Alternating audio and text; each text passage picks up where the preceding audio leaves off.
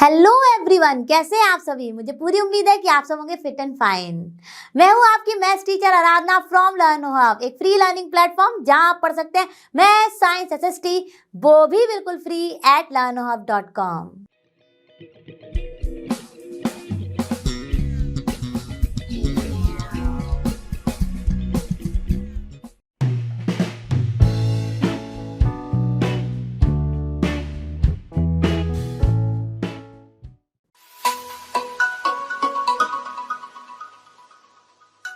अब इसमें क्या कहा जा रहा है कि carry out the following divisions. अब यहाँ पर बहुत सारे पार्ट्स हैं, तो सारे ऑड पार्ट्स यानी कि फर्स्ट, थर्ड एंड फिफ्थ मैं आपके लिए करूंगी सॉल्व, सेकंड एंड फोर्थ आप करना प्रैक्टिस। तो चलिए शुरू करने से पहले मैं आपको एक बहुत ही इंपॉर्टेंट एक्सपोनेंट एंड पावर्स की प्रॉपर्टी याद दिला देती हूँ, क्योंकि इसका हम लोग यहाँ पर करने जा रहे हैं यूज। क्या है वो प्रॉपर्टी कि जब हमारे बेसिस सेम होते हैं, ठीक है, और पावर्स को हम जब डिवाइड कर रहे होते हैं तो हमारी पावर्स जो हैं वो हो जाती हैं सब्ट्रैक्ट।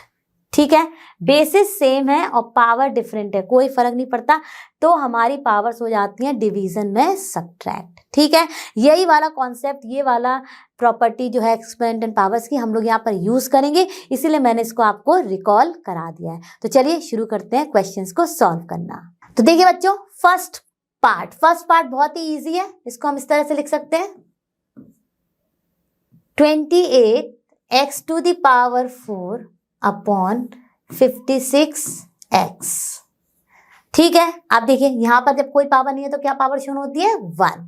ठीक है, अब देखिए यहां पर तो आप जैसे अपना नॉर्मल सिंप्लीफाई करते आ रहे हैं, ये यहां पर 28 है, ठीक है, 28 एंड डाउन है हमारा 56। अब आप सबको पता है कि 28 और 56 इसको तो बिल्कुल जैसे नॉर्मल नंबर का डिवीजन करते हैं, कैंसिल करते हैं, बिल्कुल वैसे ही करना है। तो हमारा डिवाइड हो जाएगा ये 7 4 28 एंड 7 8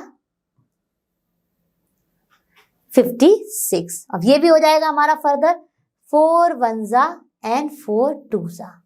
अब यहां पर क्या होगा, ये देखिए, ये तो हमने सिंपल अपना कर लिया सिंप्लीफाई, तो ये तो आ गया हमारा 1/2। और ये देखिए आप डिवीजन में है तो एक बेसिस सेम है तो पावर हमारी सब्ट्रैक्ट हो जाएंगी, तो 4 - 1 यानी कि इसका आंसर आएगा x³ अपॉन 2, या फिर आप लिख सकते हो 1/2 x³। दोनों ही करेक्ट है। ठीक है, अब करते हैं इसके नेक्स्ट पार्ट को। अब देखिए बच्चों थर्ड वन, तो थर्ड वन में भी बहुत ही आसान है। सबसे पहले देखिए यहाँ पर 66p² r³। सबसे पहले तो मैं इसको लिख रही हूँ फ्रैक्शन फॉर्म में। फ्रैक्शन क्या है, अनदर फॉर्म ऑफ डिवीजन ही है। ठीक है, तो यहाँ पे देखिए ये हो जाएगा 11q r²। ठीक है, यानी 6p² r³ divided by 11q r²। ठीक है, अब देखिए यहाँ तो फटाफट हमने अपना नॉर्मल जैसे कैंसिलेशन करते हैं, सिंप्लीफिकेशन करते हैं, वो कर लिया। तो ये देखिए 11 6 66। ठीक है, अब यहाँ पर देखिए, यहाँ पर जब नेक्स्ट स्टेप में जाएगा तो ये तो नंबर वाला तो सॉल्व हो गया, 6 हो गया। अब यहाँ पे देखिए p है नहीं तो p एज इट इज रहेगा। यहाँ पे इसकी पावर क्या हो गई, 1 हो गई। तो ये कुछ इस तरह से हो जाएगा q² 2 - 1, और ये देखिए यहाँ पर ये हो जाएगा r³ - 2। ठीक है, r³ - 2 यानी कि r सेम थे तो पावर हमारी सब्ट्रैक्ट हो गई डिवीजन में। अब देखिए ये क्या आ गया, ये आ गया 6p² इसका आंसर हो गया 6p² ये देखिए 2 - 1 1 हो गया, तो ये देखिए चाहे आप 1 लगाए ना लगाए फर्क नहीं पड़ता। ऐसे यहाँ पर 3 - 2 1 हो गया, तो ये देखिए 6p² हो गया इसका आंसर। चलिए करते हैं अपना नेक्स्ट पार्ट। अब देखिए बच्चों हमारा फिफ्थ वन, तो फिफ्थ वन में हमारे क्या है 12, जो टॉप में है वो टॉप में लिखेंगे, यानी जो फर्स्ट है वही हमारा टॉप में आएगा। ठीक है, in the form of fraction की बात कर रही हूँ। ये देखिए a⁸ b⁸ divided by -6 a⁴ and b⁴। तो अब यहाँ पर हमारा इंटीजर का कॉन्सेप्ट लग जाएगा। क्या है हमारा इंटीजर का कॉन्सेप्ट कि भाई प्लस डिवाइडेड बाई माइनस हमारा होता है माइनस, तो माइनस का 6 2 12 हो गया ये। ठीक है, अब ये देखिए यहाँ पर ये a⁸ 8 टॉप में ये था और माइनस वाला जो हमारा डाउन होता है उसी की पावर सब्ट्रैक्ट होती है, तो डाउन वाला 6 था वो सब्ट्रैक्ट हो गया। सिमिलरली बी में भी हमारा 8 माइनस 4 हो गया, तो ये आ गया हमारा -2a² b4। इसका आंसर हो गया -2a² b⁴। ठीक है, चलिए चलते अपने नेक्स्ट क्वेश्चन पर। और हाँ, even part second and fourth आप करना प्रैक्टिस। बच्चों हम आ गए अपने क्वेश्चन नंबर 2 पर। तो क्वेश्चन नंबर 2 में भी क्या कहा जा रहा है, divide the given polynomials by the given monomials. ठीक है, अब इसमें भी आपके 5 पार्ट्स दिए गए हैं, सारे ऑड पार्ट्स को मैं करती हूँ आपके लिए सॉल्व, इवन पार्ट आप करना प्रैक्टिस। तो चलिए शुरू करते हैं अपना फर्स्ट वन। तो फर्स्ट वन में हमारा देखिए, सबसे पहले तो मैं इसको लिख लूंगी फ्रैक्शन फॉर्म में, मुझे उसमें ही इजी लगता है। तो देखिए 5x² minus 6x upon 3x। ठीक है, अब देखिए जब मैं ऊपर वाले इस एक्सप्रेशन को देख रही हूँ, ये हमारा कैसा है, बाइनोमियल, इसमें है 2 टर्म्स। ठीक है, इसको जब सॉल्व करने की बात आएगी तो क्या इसमें से कुछ कॉमन ले सकते हैं? बिल्कुल ले सकते हैं x, क्योंकि x जो है वो दोनों में ही प्रेजेंट है। तो x ले लिया तो अंदर हमारा क्या बचा, 5x माइनस 6 अपॉन 3x। ठीक है, अब ये x और ये x कैंसिल हो गए, तो ये क्या आ गया हमारा 5x माइनस 6 अपॉन 3, यानी फर्स्ट पार्ट का आंसर हो गया 5x माइनस 6 अपॉन 3। अब करते हैं इसके थर्ड पार्ट को। तो थर्ड पार्ट अगर हम ध्यान से देखेंगे तो ये है हमारा 8x³ y², बहुत ध्यान से लिखना है, z² plus x² y³ z² plus x² y² z³। ठीक है, अपॉन में हमारा है 4x² y² z²। ठीक है, हमने अपने जो मेरी डिवीजन फॉर्म दी गई थी उसको लिख लिया फ्रैक्शन फॉर्म में। इसमें मुझे थोड़ा सा इजी लगता है सॉल्व करना। ठीक है, अब देखिए 4 से फर्स्ट ऑफ ऑल 8 कट गया, क्योंकि ये आउटसाइड द ब्रैकेट है। ठीक है, अगर ये इनमें से किसी टर्म के साथ एसोसिएटेड हो रहा तो हम बिल्कुल भी इसको टच नहीं करते, क्योंकि आउटसाइड द ब्रैकेट है। तो ये तो आ गया 2। ठीक है, अब यहाँ पर हम क्या कॉमन ले सकते हैं? क्या आपको कुछ दिख रहा है? बिल्कुल दिख रहा है। यहाँ से हम ले सकते हैं x² y² एंड z² को कॉमन। तो चलिए ले लेते हैं। नेक्स्ट स्टेप में हमने 2 को रखा, जो हमने सिंप्लीफाई किया, और बाहर हमने ले लिया कॉमन x² y² z²। ठीक है, तो इनसाइड हमारा x² चला गया, y² z² गया, तो x³ से बचा हमारा केवल x। ठीक है, इसमें से हमारा x² चला गया, y² चला गया, तो बचा केवल हमारा y, और z² भी चला गया। अब इसमें से देखिए x² y² चला गया और z³ है, लेकिन z² चला गया है, तो यहाँ पे बचा z, और अपॉन में हमारा था x² y² z²। तो ये और ये पूरा का पूरा कैंसिल हो गया। आंसर में आया हमारा 2x plus y plus z। तो ये हो गया इसका आंसर। बहुत ही आसान क्वेश्चन था, बस हमें एक चीज ध्यान देनी है कि भाई कॉमन लेते समय आपको ऐसा टर्म या ऐसी वैल्यू लेनी है जो हमारे तीनों टर्म में प्रेजेंट हो। ठीक है, जितना भी हमारा मोनोमियल बाइनोमियल जो भी है उसमें वो आता हो हर टर्म के साथ।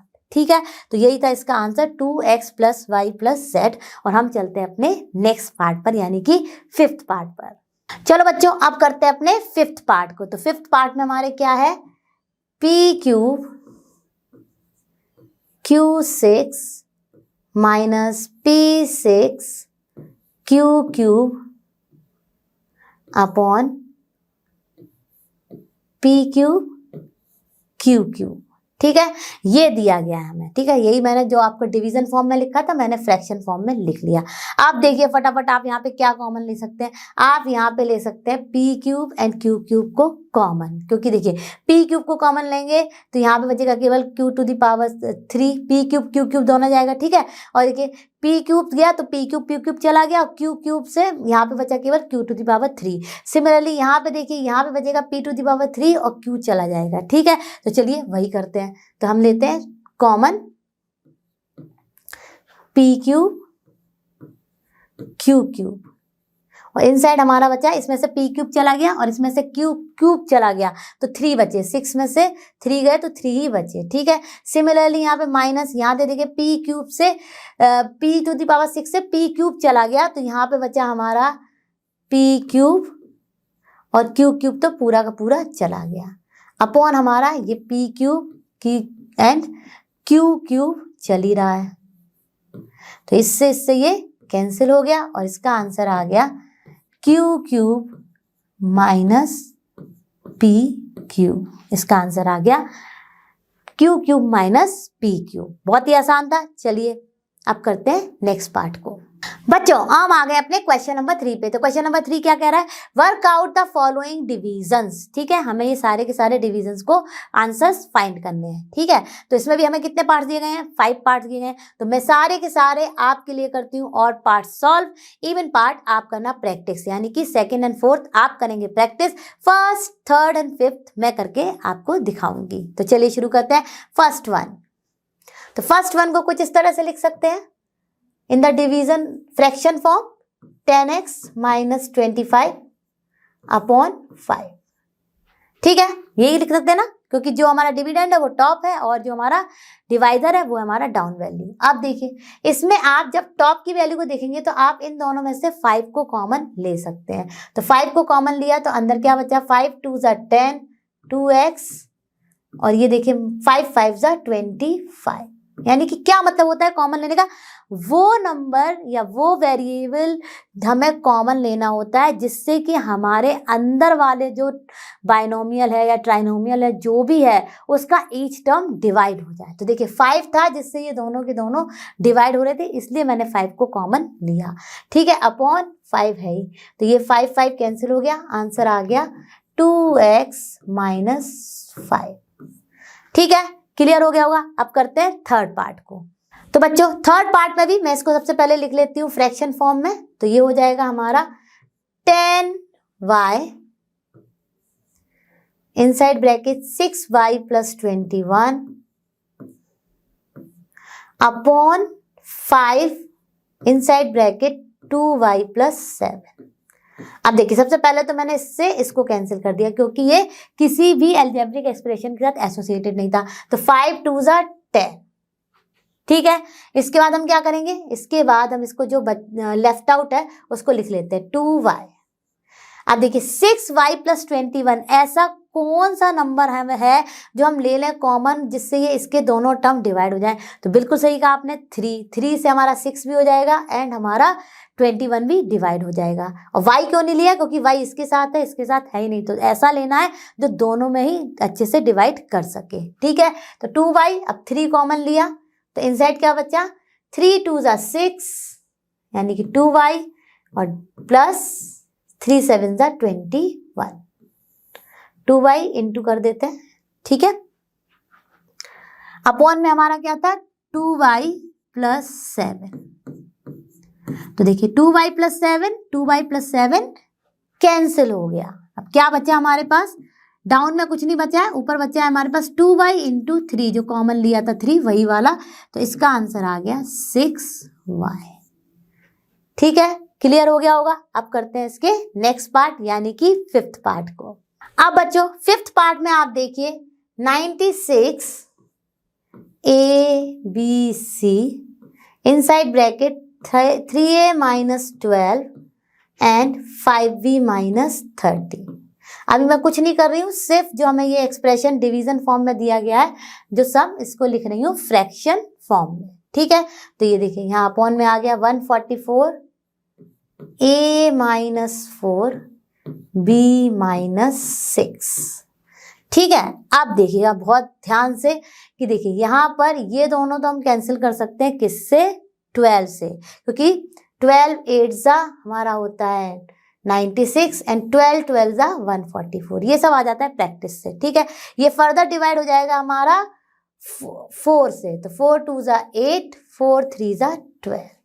ठीक है, यानी कि हमारी कांस्टेंट वैल्यू में आ गया 2/3। आप देखिए A B C as it is रहने दीजिए, टॉप की बात कर रहे हैं। अब आप इसमें क्या कॉमन ले सकते हैं, बिल्कुल सही कहा आपने कि यहाँ पे हम ले लेंगे 3 को कॉमन, तो यहाँ पर आ जाएगा हमारा जो भी 3 से डिवाइड करने के बाद वैल्यू होगी। ठीक है, तो देखिए 3 को कॉमन लिया, यहाँ ये इनटू में इसके साथ। ठीक है, तो ये इनसाइड आ गया हमारा a माइनस 3 × 3 वहां से चला गया और 3 × 4 = 12, a माइनस 4। सिमिलरली इसमें से क्या कॉमन ले लेंगे, बिल्कुल सही कहा 5 कॉमन ले लेंगे। तो जब 5 को कॉमन लिया तो बचा हमारा इनसाइड b माइनस 6 और डाउन में हमारा चल ही रहा था a minus 4 and b minus 6। ठीक है, कुछ नहीं किया है, कॉमन ले लिया है।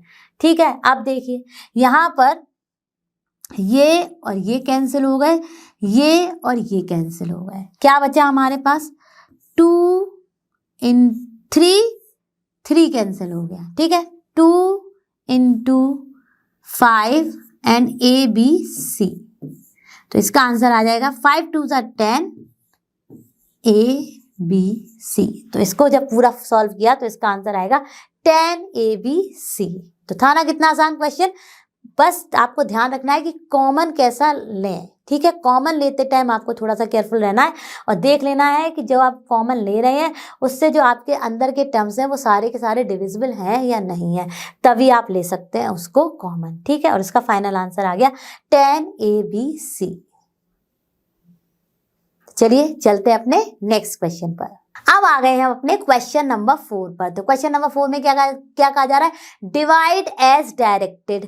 अब देखिए यहाँ पर भी हमारे कितने पार्ट्स हैं, 5 पार्ट्स हैं। तो मैं आपके लिए करती हूँ सारे ऑड पार्ट्स, यानी कि फर्स्ट, थर्ड एंड फिफ्थ को सॉल्व, सेकंड एंड फोर्थ आप करना प्रैक्टिस। तो चलिए शुरू करते हैं अपना फर्स्ट वन।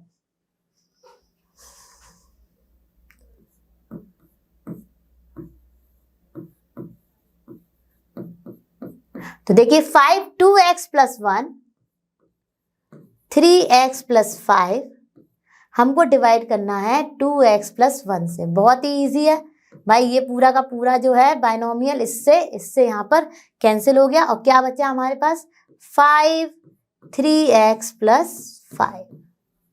ठीक है, इसका आंसर हो गया यही। अब करते हैं इसके थर्ड पार्ट को। अब थर्ड पार्ट में देखिए नियमित डिवीजन में दिया गया, इसको फटाफट लिख लेते हैं फ्रैक्शन फॉर्म में। तो लिखते हैं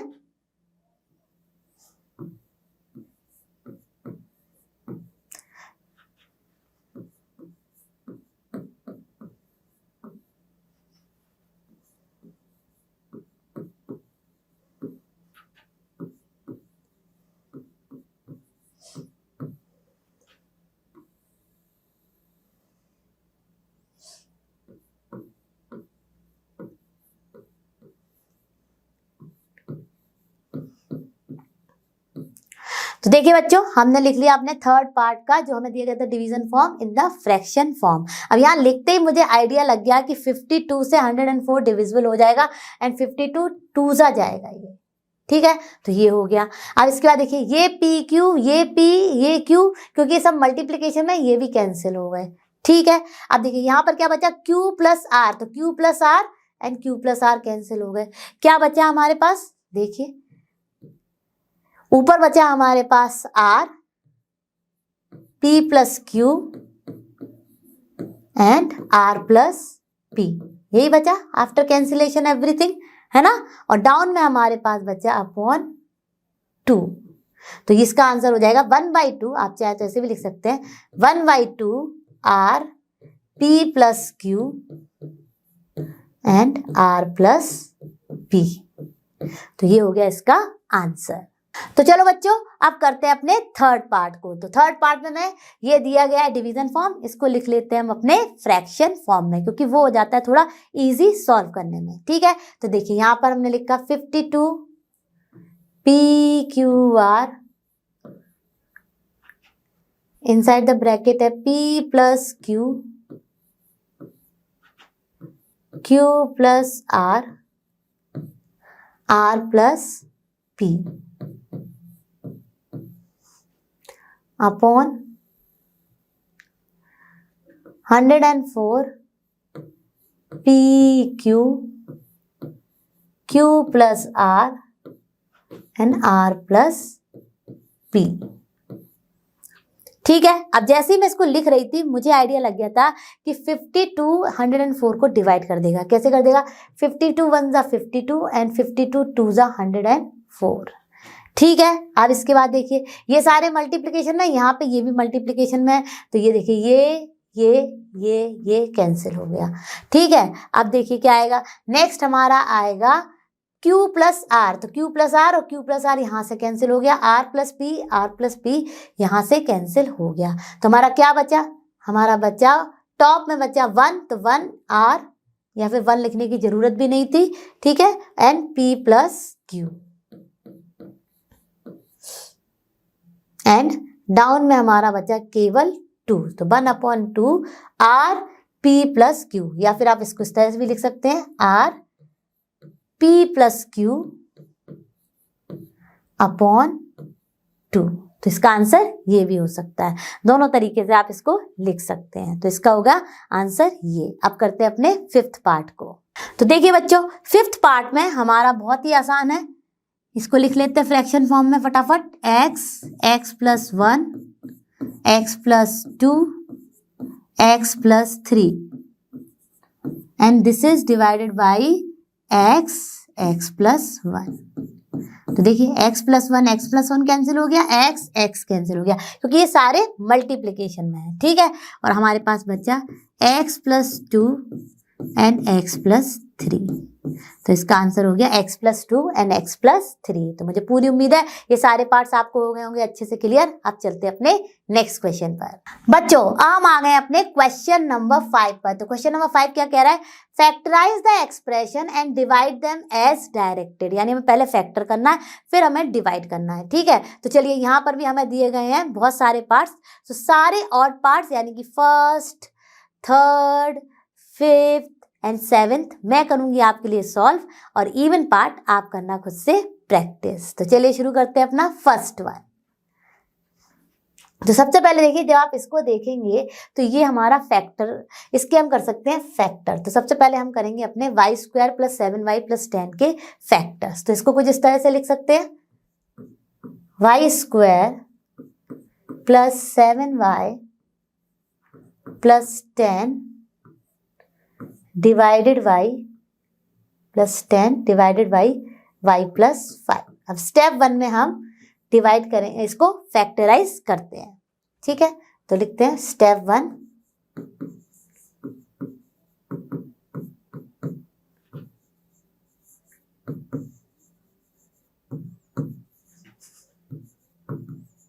factorising y² plus 7y plus 10। ठीक है, इसको फैक्टराइज कर रहे हैं, तो देखिए क्या होगा, बहुत ही आसान है।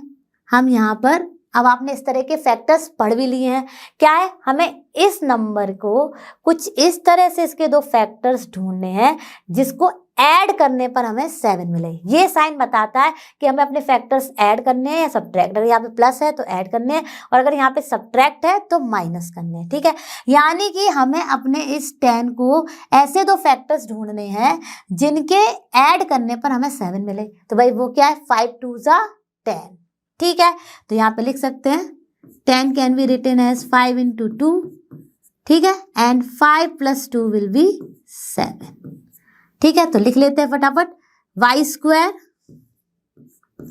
प्लस 5 + 2, 7 की जगह क्या हो गया 5 + 2 लिख दिया। ठीक है, y प्लस 10। ठीक है, अब देखिए ये हो जाएगा हमारा y², 5y प्लस का 5y, प्लस है तो साइन कुछ बदलेगा नहीं, एज इट इज रहेगा।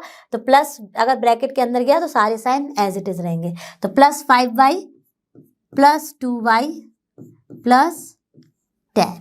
ठीक है, अब y को कॉमन ले लिया तो ये हो गया हमारा y प्लस 5। यहाँ से आपका क्या कॉमन आ रहा है, जो दोनों प्रेजेंट है y, तो y प्लस 5। ठीक है, यहाँ से आपने 2 को लिया तो अंदर देखिए 2 चला गया तो y बचा, और 2 5 जा 10 यानी कि y प्लस 5। तो ये हो गया y plus 5 and y plus 2। Factors हमें मिल गए। ठीक है, फैक्टर्स हमको मिल गए, हम लोग फैक्टर्स को लिख लेंगे। क्या आया था हमारा फर्दर क्वेश्चन, इसकी जगह हम लिख देंगे नाउ डिवाइडिंग, लिख देंगे नाउ डिवाइडिंग।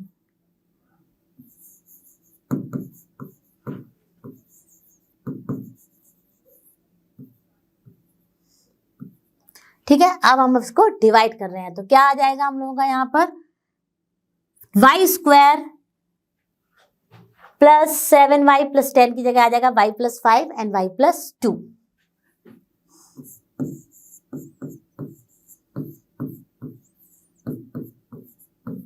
एंड अपॉन में हमारा क्या था y प्लस 5।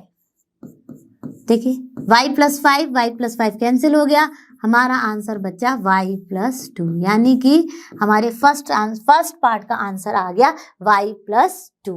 तो क्लियर हो गया होगा। अब करते हैं इसके थर्ड पार्ट को। तो बच्चों अब कर रहे हैं अपने थर्ड पार्ट को। तो थर्ड पार्ट में इस तरह से दिया गया, हम लोग यहाँ पर इस तरह से लिख सकते हैं इसको 5p square minus 25p plus 20। अब हमें यहाँ पर भी इसको पहले फैक्टराइज करना होगा, जो हमें टॉप में वैल्यू दी गई है। तो सबसे पहले हम कर रहे हैं स्टेप 1 फैक्टर्स।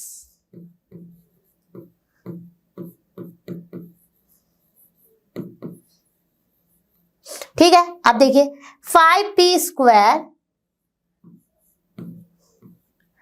माइनस, अब देखिए यहां पर 20, यहां पर आप 20 के फैक्टर ऐसे कभी नहीं कर सकते हैं जो आपको अपने ऐड या सब्ट्रैक्ट करने ऐड करने पर 25 मिले। तो इस केस में हम क्या करेंगे, हम 5 को कॉमन ले लेंगे, क्योंकि आप देखिए ईच टर्म जो है वो 5 से डिवाइड हो रहा है। तो जब कॉमन लिया तो इनसाइड बचा p square minus 5 5 25 5p plus 4।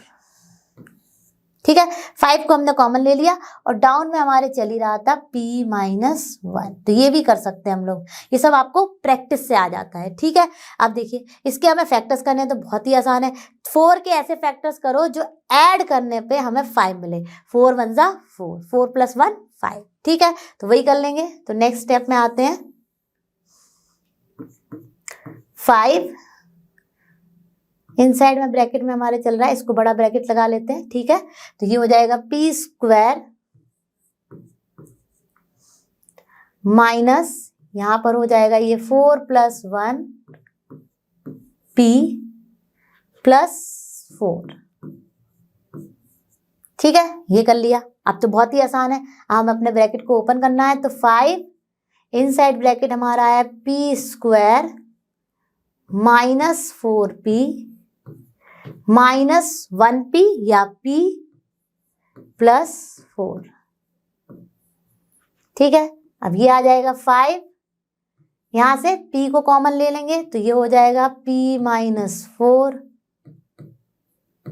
ठीक है, और यहां से भी हम ले लेंगे माइनस 1 को कॉमन। तो माइनस को कॉमन लिया तो अंदर की जो टर्म्स हैं उनके साइन चेंज हो जाएंगे, नेगेटिव पॉजिटिव हो जाएगा, पॉजिटिव नेगेटिव हो जाएगा, यानी कि ये हो जाएगा हमारा p माइनस 4। अब देखिए ये आ गया हमारा 5 और यहाँ पर दो फैक्टर्स हमें मिल गए p minus 1 and p minus 4। ठीक है, यहाँ पर ये चीज आपको समझना बहुत जरूरी है, साइन वगैरह स्पेशली अगर आपका माइनस आप कॉमन ले रहे हैं तो अंदर जो वैल्यूज हैं उनके साइन चेंज हो जाएंगे, अगर प्लस है तो साइन चेंज नहीं होंगे। ये कुछ चीजें होती है जो आपको हमेशा अपने माइंड में रखनी है। ठीक है, अब देखिए ये आ गया, अब इसको इसकी जगह पे लिख देंगे इसको। ठीक है, तो now division.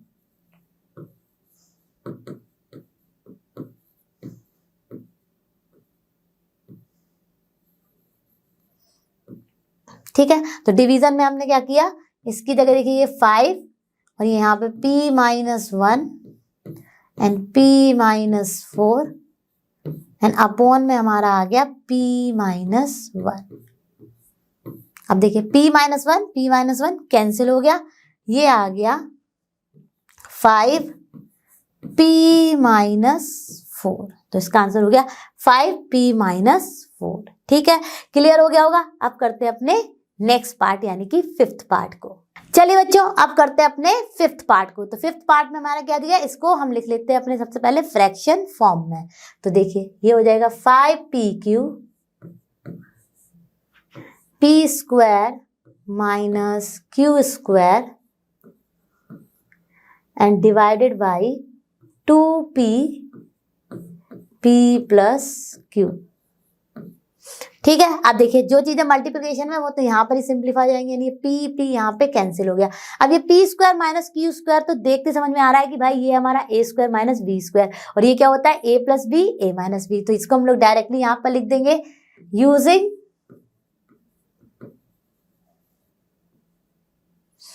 a square minus b square equal to a plus b and a minus b।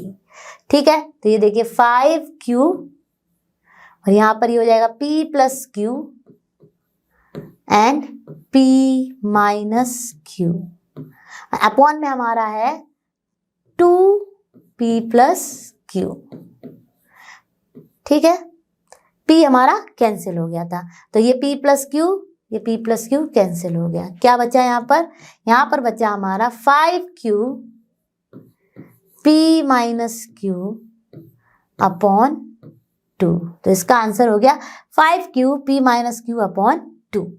चलो बच्चों, अब करते हैं अपने सेवेंथ पार्ट को सॉल्व। तो सेवेंथ पार्ट में आप देखिए इसको कुछ लिख लेते हैं इस तरह से 39y cube 50y square minus 98। ठीक है, ये इसको अभी नहीं कुछ कर रहे हैं, इसको स्टेप बाय स्टेप ही लेंगे।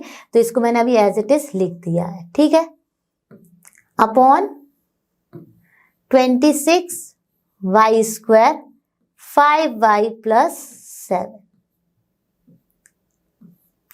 ठीक है, अब देखिए यहाँ पर आपको पता है कि 13 की टेबल से ये दोनों डिवाइड हो जाएंगे। तो सबसे पहले ये कर देते हैं 13 3 एंड 13 2।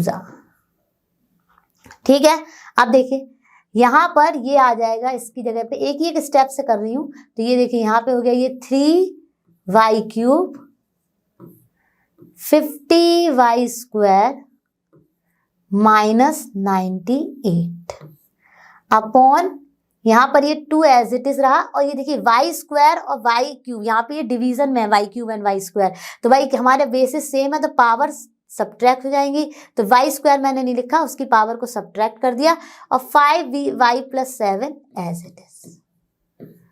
ठीक है, यहाँ तक क्लियर हो गया होगा। ये y स्क्वायर को मैं ऊपर ले गई, यानी कि इसकी पावर सब्ट्रैक्ट हो गई। ठीक है, बेसिस सेम है, पावर सब्ट्रैक्ट हो जाएगी, ये मैंने आपको स्टार्टिंग में ही बताया था। अब क्या आ गया, अब आ गया हमारा 3 माइनस 2 1 हो गया। ठीक है, तो 3y to the power 1 will be y। ठीक है, अब यहाँ पर आप देखिए कि आपको इसको बनाना है a square minus b square की फॉर्म में। तो यहाँ पर मैं ले रही हूँ 2 को कॉमन। क्या ले रही हूँ, 2 को कॉमन। कैसे पता चला मुझे, क्योंकि 2 से दोनों ही डिविजिबल हैं, क्योंकि ये है एक इवन नंबर दोनों ही। ठीक है, तो देखिए जब 2 से 50 को डिवाइड किया तो क्या आ जाएगा 25, और ये y square as it is, और यहाँ पर ये हो जाएगा हम लोगों का 49 जब आपने 2 से ईच को डिवाइड किया। ऐसी वैल्यू को हमें कॉमन लेना होता है जिससे कि हमारे जो अंदर के टर्म्स हैं वो डिवाइड हो जाए। ठीक है, अब देखिए डाउन में हमारा क्या है, ये देखिए ये इनटू में है, अपॉन 2 था 5y प्लस 7, 5y प्लस 7। ठीक है,